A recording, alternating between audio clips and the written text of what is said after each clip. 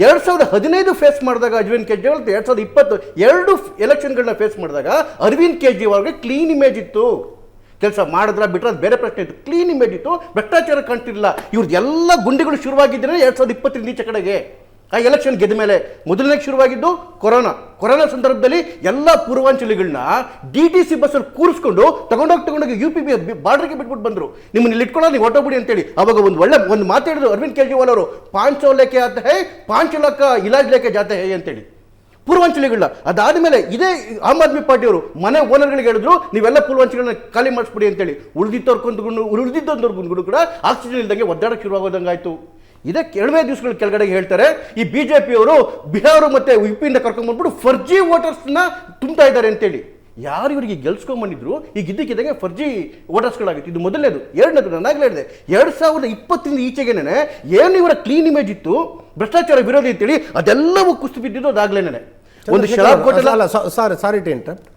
ಭಾರತದ ರಾಜಕಾರಣ, ಅದು ರಾಜ್ಯನೇ ತಗೊಳ್ಳಿ ಕೇಂದ್ರನೇ ತಗೊಳ್ಳಿ, ಭ್ರಷ್ಟಾಚಾರದ ಆರೋಪಗಳು ಯಾವ ರಾಜಕಾರಣಿನಿಗೂ ಹೊಡ್ತಾ ಕೊಟ್ಟಿಲ್ಲ. ಜೈಲಿಗೆ ಹೋಗಿ ಬಂದಿದ್ದು ಯಾವ ರಾಜಕಾರಣಿಯೋ ಸೋಲಿಗೆ ಕಾರಣ ಆಗಿಲ್ಲ. ಅಲ್ಲ, ಇನ್ಫ್ಯಾಕ್ಟ್ ಉಲ್ಟಾ ಆಗಿದೆ. ಅವ್ರ ಪರವಾಗಿ ಒಂದು ಸಿಂಪತಿ ಬಂದುಬಿಟ್ಟಿರುತ್ತೆ ಜೈಲಿಗೆ ಹೋಗಿ ಬಂದರು ಅಂತ. ಆದರೆ ಈ ಮಟ್ಟದೊಳಗಡೆಗೆ ನಾನೊಬ್ಬನೇ ಶ್ರೇಷ್ಠ, ನಾನೊಬ್ಬನೇ ಭ್ರಷ್ಟಾಚಾರ ಮಾಡಲ್ಲ, ಇನ್ನೆಲ್ಲರೂ ಕಳ್ಳರು, ಇನ್ನೆಲ್ಲರೂ ಸುಳ್ಳರು ಅಂತೇಳಿ ನೀವು ಈ ಸರಿ ಏನಾಗಿದೆ ಗೊತ್ತಾ, 48 ಜನಕ್ಕೆ ಯಾರು BJP ಮತ್ತು ಕಾಂಗ್ರೆಸ್ಸಿಂದ ಬಂದಿರೋರಿಗೆ ಟಿಕೆಟ್ ಕೊಟ್ಟಿರೋದು, ಯಾರ ಮೇಲೆ ಇವರು ಆರೋಪ ಮಾಡ್ತಿದ್ದಲ್ಲ ಅವ್ರಿಗೆ ಟಿಕೆಟ್, ಅದು ಬೇರೆ ಪ್ರಶ್ನೆ ಬಿಟ್ಬಿಡಿ. ಇದಾದ್ಮೇಲೆ ಹೇಳಿದ್ರೆ ಯಾವ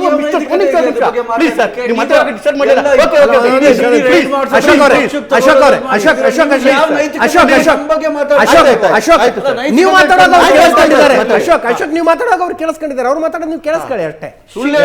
ಆಯ್ತು, ಶೀಶಾ ಮಹಲ್ ಬಂತು. ಶೀಶಾ ಮಹಲ್ ಆದ್ಮೇಲೆ ಶರಾಬು ಘೋಟಾಲ ಬಂತು. ಅದಾದ್ಮೇಲೆ ಡೆಲ್ಲಿ ಜಲ ನಿಗಮ ಬಂತು. ಈಚೆಗೆ ಎಲ್ಲ ಇದ್ರೊಳಗಡೆ ಈ ಮಟ್ಟಕ್ಕೆ ಭ್ರಷ್ಟಾಚಾರಗಳು ಬರ್ತಾ ಇರ್ಬೇಕಾದ್ರೆ ಇದಾದ್ಮೇಲೆಗೆ ಇನ್ನೊಂದು ದೊಡ್ಡ ಹೊಡೆತ ಹೊಡೆದಿದ್ದು ಅಂತ ಹೇಳಿದ್ರೆ, ಈ ಎಲೆಕ್ಷನ್ ಪೋಲ್ ಇದು ಮಾಡ್ಬೇಕಾದ್ರೆ ಇವರ ಜೊತೆಗೆ ಗಟ್ಟಿಯಾಗಿ ನಿಂತ್ಕೊಂಡಿದ್ದು ಮುಸ್ಲಿಂ ವೋಟ್ ಬ್ಯಾಂಕ್ ಡೆಲ್ಲಿ ಒಳಗಡೆಗೆ. ನಿಮಗೆ 13ರ ಚುನಾವಣೆಯಿಂದ ಕಾಂಗ್ರೆಸ್ಗೆ ಡ್ರಿಫ್ಟ್ ಆಗ್ತಾ ಇದ್ದಿದ್ದು ಮುಸ್ಲಿಂ ವೋಟ್ ಬ್ಯಾಂಕ್ ಗಟ್ಟಿಯಾಗಿ ನಿಂತಿತ್ತು. ಈ ಬಾರಿ ಕಳೆದ ಬಾರಿ ಕಾಂಗ್ರೆಸ್ ಕೇವಲ 4.5% ತಗೊಂಡಿತ್ತು. ಈ ಬಾರಿ ಅವ್ರದ್ದೇ ಎಕ್ಸ್ಪೆಕ್ಟೇಷನ್ ಇರ್ತಕ್ಕಂಥದ್ದು 8% ಕ್ರಾಸ್ ಆಗ್ತೀವಿ ಅಂತೇಳಿ.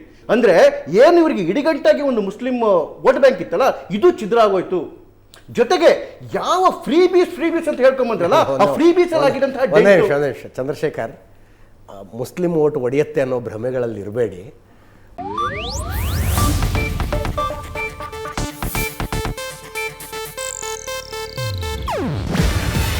ಇದು ಏಷ್ಯಾನೆಟ್ ನ್ಯೂಸ್ ನೆಟ್ವರ್ಕ್ ಪ್ರಸ್ತುತಿ.